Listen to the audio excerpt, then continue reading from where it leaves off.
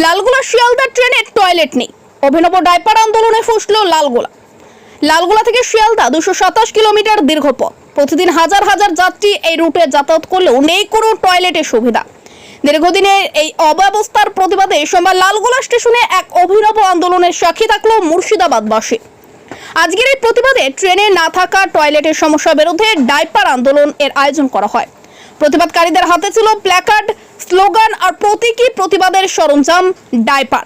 Train চালক ও rail কর্তৃপক্ষের হাতে তুলে দেওয়া হয় সেই ডাইপার। উদ্দেশ্য একটাই, রেল কর্তৃপক্ষের দৃষ্টি আকর্ষণ। আন্দোলনকারীদের বক্তব্য, শুধু একটি টয়লেট না থাকা নয়, এটি একটি মানবাধিকার প্রশ্ন। প্রবীণ মহিলা ও শিশুরা দীর্ঘ যাত্রায় শৌচাগার না থাকায় চরম সমস্যার মুখে পড়ছেন। রেলের এই উদাসীনতা আর বরদাস্ত নয়।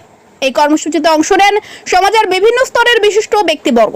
উজ্জ্বল মৈত্র, উত্তম জৈন, হরিরাম আগরওয়াল, আনারুল ডক্টর, তানফির ইসলাম, মাসুদ আলী, গোলাম রসুল সহ আরও অনেকে। স্থানীয় বাসিন্দা থেকে শুরু করে যাত্রী ও সমাজকর্মীরাও আন্দোলনে যোগ দেন। আন্দোলনকারীরা রেল মন্ত্রকের হস্তক্ষেপ দাবি করেছেন এবং স্পষ্ট জানিয়েছেন, অবিলম্বে ট্রেনের টয়লেট ব্যবস্থা চালু না হলে আগামী দিনে বৃহত্তর আন্দোলনের পথে আন্দোলনকারীরা রেল মন্ত্রকের হস্তক্ষেপ দাবি করেছেন এবং স্পষ্ট জানিয়েছেন, অবিলম্বে ট্রেনের টয়লেটের ব্যবস্থা চালু না হলে আগামী দিনে বৃহত্তর আন্দোলনের পথে হাঁটবেন তারা। রেল কর্তৃপক্ষ এই বিষয়ে এখনো কোনো প্রতিক্রিয়া দেয়নি। তবে আজকের এই অভিনব প্রতিবাদ রেল ব্যবস্থাপনাকে যে প্রশ্নের মুখে ফেলেছে তার বলার অপেক্ষা রাখে না। রেল কি এবার যাত্রীদের এই দাবিকে গুরুত্ব দেবে?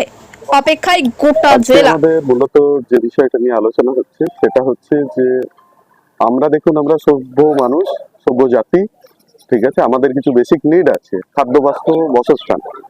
কিন্তু রিসেন্টলি একটা আইনে যেটা বলা হয়েছে যে আমাদের অন্যতম দাবি হচ্ছে ট্রেনের মধ্যে টয়লেট থাকাটাও এটা কিন্তু বেসিক রাইটের মধ্যে পড়ছে। এবং রেলওয়ে ডিপার্টমেন্ট তিনি পার্লামেন্টে সেখানে স্বীকার করে নিয়েছিলেন যে রেলওয়ে মন্ত্রী যে একটা ওনাদের একটা নীতিমালা রয়েছে, সেই নীতিমালা অনুযায়ী যে 2 ঘন্টার বেশি জার্নি পথে সেখানে টয়লেটের ব্যবস্থা রাখতে হবে। কিন্তু আমাদের এখান থেকে কৃষ্ণপুর মানে লালগোলা থেকে শিয়ালদা পর্যন্ত বা লালগোলা থেকে কলকাতা পর্যন্ত যে ট্রেনগুলো রয়েছে, 8খানা ট্রেন ছিল, সেই ট্রেনগুলো থেকে আমাদের টয়লেটগুলো ছিল মেমোরিক, টয়লেট যুক্ত মেমোরিক ছিল, কিন্তু সেগুলোকে সরিয়ে দেওয়া হয়। তো আমাদের দাবি সেই টয়লেট যুক্ত রেকগুলোকে আমাদেরকে ফিরিয়ে দিতে হবে। এবং আমরা যে ন্যায্য দাবিটা নিয়ে এসেছি, আমাদের লালগোলা প্যাসেঞ্জার অ্যাসোসিয়েশনের তরফ থেকে আমরা আজকে একটা শান্তিপূর্ণ আন্দোলনে নেমেছি। বিগত প্রায় 3 মাস ধরে রেলওয়ের সঙ্গে আমাদের এই ব্যাপারে আলোচনা চলছে। কোনো কারণে আমাদের লালগোলা থেকে শিয়ালদা 227 কিলোমিটার রাস্তার যে পথ, সে পথে প্রায় 8খানা বগিতে পায়খানা বাথরুম ছিল আগে, কোনো কারণে তারা শিফট করে নেয়। এখান থেকে ট্রেনে ছিল, সেটা শিফট করে নেয়। কিন্তু আজ অবধি অনেকবার বলা সত্ত্বেও রেলওয়ে এই ব্যাপারে কর্ণপাত করছে না। আমাদের আজকের আন্দোলন যে প্যাসেঞ্জার যারা যাচ্ছে বা ড্রাইভার বা গার্ড যারা যাচ্ছেন তাদেরকে আমরা ডাইপার দিচ্ছি, যাতে সে ডাইপার পরে অন্তত সফর করতে পারে স্বচ্ছ ভারতের যুগের জন্য। তা আমাদের এই আন্দোলন বৃহত্তর আন্দোলন। আজকে আমরা 1 তারিখে একটা ঘোষিত আন্দোলনে আমরা সামিল হয়েছি। এরপরে আবার আন্দোলন আমাদের হবে। এই আমাদের প্রকল্প, এটি আমাদের আজকের দিনে আমাদের আন্দোলন।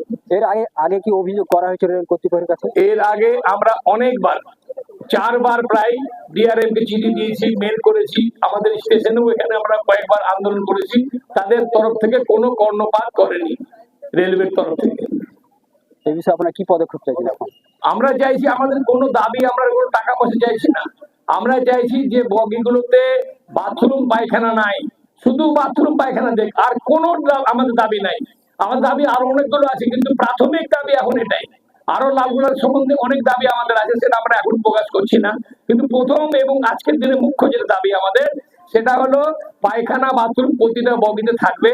সভ্য যুগে বাস করছি আমরা, আদিম যুগে বাস করছি না। এটি আমাদের আন্দোলন। আপনার নাম ও পরিচয়?